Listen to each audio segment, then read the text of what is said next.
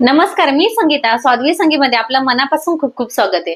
तर आजची आपली रेसिपी आहे मिरचू. नाव ऐकलंय का कधी? मी तर कधीच ऐकलं नव्हतं. पण एका ह्या सिस्टरची आमची रेसिपी आहे. अगदी अंबेजोगाई म्हणजेच लातूर स्पेशल ही रेसिपी. आमच्याकडे तर अजिबात कधी बनवलेलीच नाही. मी बघितले पण नाही.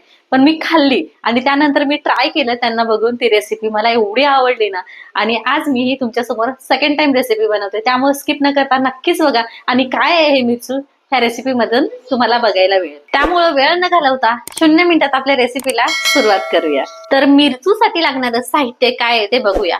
तर इथं मी पाव किलो साधारण ज्या फिक्क्या मिरच्या असतात ना, ज्या लांबट आणि मोठ्या असतात ते घेतलेले आहे. त्याचबरोबर 5 ते 6 ह्या तिखट मिरच्या आहेत, ज्या लवंगी मिरची सारख्या असतात त्या घेतल्या.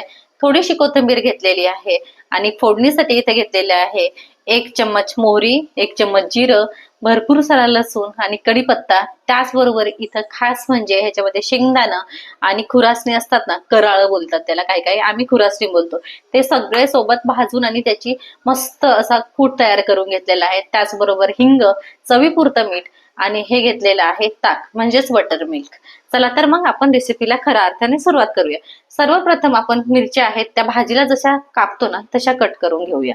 तर बघा, अशा पद्धतीने आपण मिरच्या घ्यायच्यात, ह्याचे देठ काढून घेऊया आणि आपण जशा ज्याप्रमाणे भाजीला कट करतो ना त्यापेक्षा थोड्याशा अशा मोठ्या ठेवून आणि आपण ह्याला कापून घेऊया.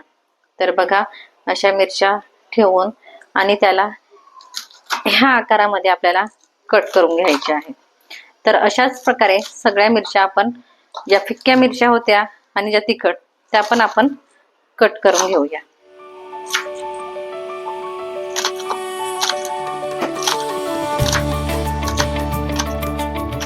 तर अशा पद्धतीने सगळ्या मिरच्या कट करून घेतलेल्या आहेत. इथं कोथिंबीर घेतलेली होती, ती पण मी बारीक चिरून घेते. चला तर मग मिरच्या कट करून घेतल्या. आता आपल्याला खऱ्या अर्थाने मिरचूला स्टार्ट करायचंय. गॅस चालू करून घ्यायचा आहे आणि त्यावर विसरायचं नाही. हा लोखंडाचा तवाच आपल्याला ठेवून घ्यायचा आहे. लोखंडाच्या तव्यावर हे मिरचू केल्याने काय होतं, आयनचं प्रमाण पण त्यामध्ये उतरतं. म्हणजे आयनचा एक फ्लेवर असतो त्यामध्ये, तो उतरतो. प्लस आपला मिरचू असतो तो टेस्टी पण असा बनतो. तर काय करायचंय, जे कट करून घेतलेल्या ह्या मिरच्या आहेत ना, ह्यावर घालून घ्यायचे आहेत. आणि आपल्याला लगेच तेल नाही घालायचं. लगेच तुम्ही तेल घातलं ना तर डायरेक्ट असा ककाना होतो आणि खूप ठसका बसतो असा मिरचीचा. त्यामुळं आपण गॅस असा मीडियम वर ठेवायचा आणि तेल न घालता ह्या मिरच्या असंच डाग येईपर्यंत भाजून घ्यायचा आणि त्यावर झाकण ठेवायचा. म्हणजे ठसका जास्त असा उडणार नाही. घरात चिमणी असेल, चिमणी लावा, एक्झॉस्ट फॅन लावा, म्हणजे जो आपला ठसका असेल मिरचीचा तो बाहेर निघून जाईल. तर मिरचीच अर्थात आपण मिरचीची, मिरचू म्हणजे मिरचीची भाजी करतोय आपण. तर अशा पद्धतीने आपल्याला ह्याच्या ठेवायचंय. मस्त डाग येईपर्यंत आपल्याला असं एका साईडने भाजून घ्यायचंय, नंतर दुसऱ्या साईडने आपण भाजून झाकण ठेवून घेऊया. तर बघा, साधारणतः या 2 मिनिटांनी मी असं परतवून घेते. बघा, मस्त असं मिरचीला डाग पडलेत आणि दुसऱ्या पण साईडला असंच आपल्याला डाग येईपर्यंत भाजून घ्यायचंय. लगेचच आपण झाकण ठेवून देऊया, म्हणजे तो ठसका उडणार नाही. ठसका अर्थातच उडणार, मिरचीची भाजी बनवतो, मिरची भाजतो तर ठसका उडणारच, पण त्याचं प्रमाण असतं ते कमी होईल. तर बघा, इकडनं पण 2 मिनिटभर मी मस्त अशी मिरची डाग येईपर्यंत भारी अशी भाजून घेतलेली आहे. छानच मिरची आपली भाजलेली आहे. आता ह्या स्टेपला आपण ह्यामध्ये तेल घालूया. साधारणतः चमचभर, जास्त तेलाचा वापर आपण करणार नाहीये. चमचभर तेल घालूया आणि छान हिला परतून घेऊया. सोबतच आपण जी चिरून घेतलेली कोथिंबीर होती ना ती पण आपण घालून घेऊया आणि ही कोथिंबीरला पण ह्याच्यामध्ये छान असं मिक्स करून घेऊया. तर बघा, छानच असा, पण एवढा पाहिजे तेवढा असा ठसका गेलेला नाहीये मिरचीचा, कारण मी झाकण ठेवलेलं. आता त्यामध्ये चवीनुसार मीठ घालायचं. अर्थातच मिरची तिखट असते त्यामुळे थोडस मिठाचं प्रमाण जास्त घाला. मी 1.5 चम्मच मीठ घालते, म्हणजे आपल्याला खाण्याजोग तरी ते होईल, नाही तर खूपच तिखट असा आपला हा मिरचू होईल. तर बघा, अशा पद्धतीने मीठ चांगलं मिक्स करून झालं. गॅसची फ्लेम एकदम कमी ठेवायची आणि जे हे बटर मिल्क घेतलेलं होतं ना ते ह्याच्यामध्ये घालायचंय, म्हणजे छास आहे ते ह्यामध्ये घालायचं. जेवढं बसेल तेवढं तवा भरून घालायचं आपल्याला हा बटर मिल्क. छान असं बटर मिल्क घातलं की एकदा मिक्स करायचं आहे आणि ह्याच्यावर झाकण न ठेवता हे बटर जे छास आहे ना ते एकदम पूर्ण ह्याच्या मिरचीमध्ये मुरेपर्यंत आपल्याला असंच ह्याला शिजू द्यायचं आहे.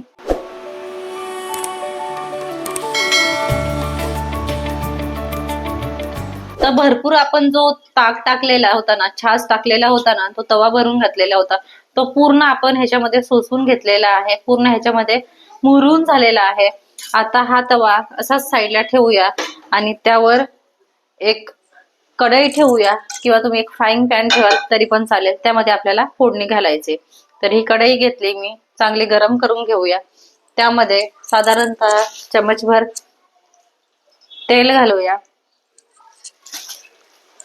तेल घातलं की तेल चांगलं गरम झालं की त्यामध्ये आपण घालूया 1 चम्मच मोहरी.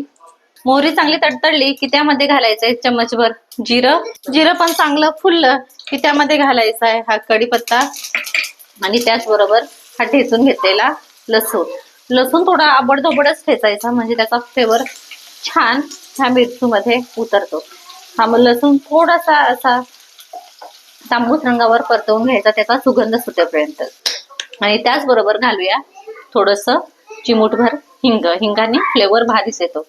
मस्त असा लसणाचा सुगंध पण सुटलाय. आपल्या मिरचीच्या फोडणीसाठी परफेक्ट तयार झालेला आहे. आता हा तयार केलेला मिरची ह्यामध्ये घालायचा पूर्ण.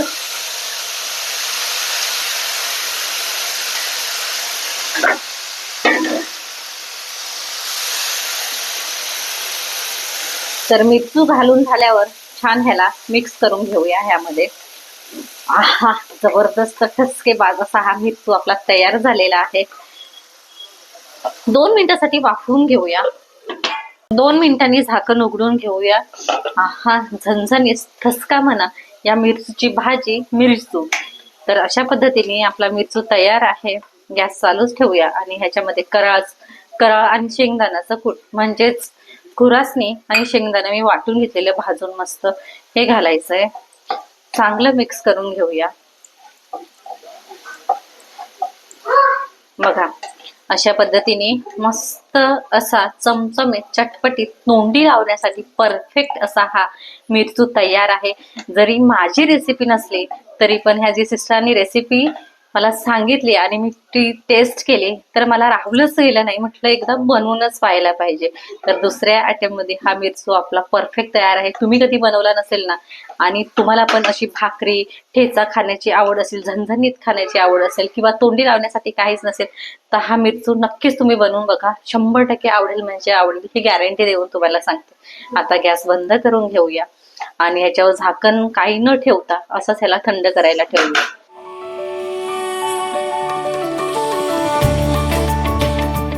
तर झणझणीत ठसकेबाज आणि एकदम सुपर टेस्टी असा मिरचू आपला तयार झालाय. तुम्ही पण नक्कीच करून बघा. आणि हा मिरचू तुम्ही बाहेर ठेवलात ना तर साधारणतः आठवडाभर असाच टिकेल आणि फ्रीज मध्ये जर तुम्ही ठेवला ह्याला स्टोर केलं तर महिनाभर पण असाच मस्त असा राहतो. चला तर मग हा पूर्ण थंड झाल्यावर हा मिरचू आपण एक काचेची बरणी घ्यायची. ती एकदम स्वच्छ आणि अजिबातच ओली वगैरे नसावी, मस्त एकदा पुसून घ्यायची आणि त्यामध्ये हा मिरचू ट्रान्सफर करून घेऊया आपण. वा जबरदस्तच.